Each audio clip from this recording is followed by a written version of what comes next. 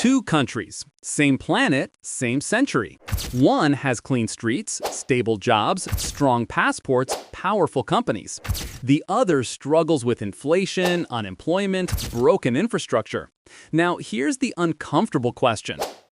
If natural resources made countries rich, why isn't the most resource-rich country always the richest? Why do some nations with oil, gold, and diamonds remain poor, while others with almost nothing but ideas dominate the global economy? The difference is not luck. It's not geography alone, and it's definitely not intelligence. The difference is how their economic system is built and who it rewards. Let's simplify this. Wealth at a national level isn't just money, it's productive capacity. Think of a country like a giant machine. The machine takes in human effort, natural resources, capital, tools, factories, technology, and it outputs goods, services, innovation. The more efficiently this machine runs, the richer the country becomes. Now here's the key term: institutions. Institutions are the rules of the game. Property rights, courts, banking systems, education systems, tax systems, political structures. They decide who can start a business, who can keep profits, who gets protected, who gets punished. If the rules reward productivity, innovation grows. If the rules reward corruption or political loyalty, stagnation grows. It's that simple, and that's complicated. Let's visualize this. In a stable economy, a young entrepreneur has an idea. She can register a company quickly, she can borrow money, she trusts the courts. She believes that if she works hard, she keeps the reward, so she takes the risk. Investors invest, workers get hired, banks lend, consumers buy, taxes fund infrastructure, money flows in the circle. Trust fuels risk, risk fuels innovation. Innovation fuels productivity. Productivity fuels growth. Now imagine the opposite. You start a business, but officials demand bribes. Contracts aren't enforced.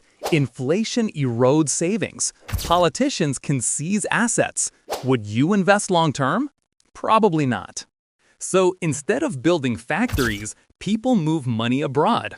Instead of innovating, they protect themselves. Capital stops circulating. It hides. Growth slows. This is how poverty sustains itself, not through lack of effort, but through broken incentives.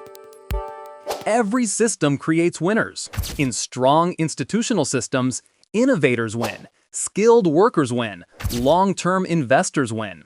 In weak institutional systems, political insiders win, monopolies win, short-term opportunists win.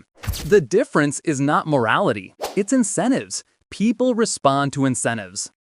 If the fastest way to get rich is by building something valuable, you get entrepreneurs. If the fastest way to get rich is by controlling government contracts, you get oligarchs. Over time, these incentives compound. Talent flows where it's rewarded. This is why you see brain drain. Smart people leave unstable systems. Human capital migrates. And once human capital leaves, recovery becomes harder. Here's the deeper layer most people miss. Poverty isn't just about low income. It's about low trust. Trust in contracts. Trust in currency. Trust in leadership. Trust in the future. Rich countries are not rich because everyone is smarter. They're rich because millions of strangers can cooperate at scale. A startup founder in one city can borrow from a bank, hire workers she's never met, sell to customers she doesn't know, and rely on courts she never sees. That invisible web of trust, that's real wealth. And trust takes decades to build, but only months to destroy. History shows this pattern again and again. When institutions become extractive, when leaders use systems to pull wealth out instead of reinvesting it, growth slows. When institutions become inclusive, when they allow broad participation, growth accelerates. Wealth is not just produced, it's structured. So what does this mean for you? 3 mental models. 1. Incentives shape outcomes. When analyzing any country, ask, what behavior is this system rewarding? 2. Stability beats short-term gains. Long-term wealth requires predictability. Chaos kills compounding. 3.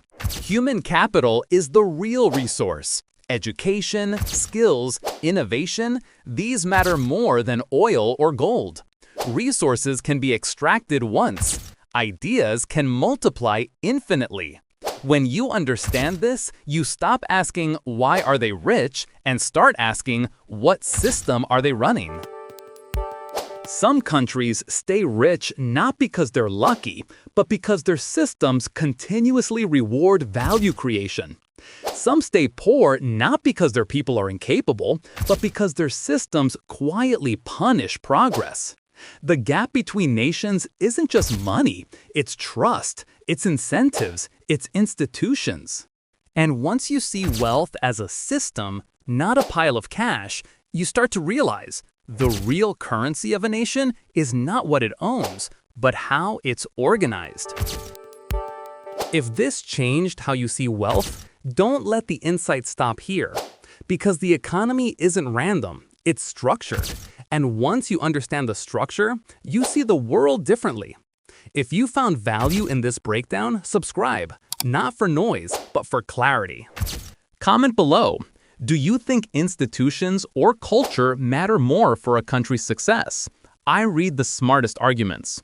And share this with someone who still believes countries are rich just because of resources. The next time you hear someone say, that country is poor because of its people, you'll know it's not about the people, it's about the system.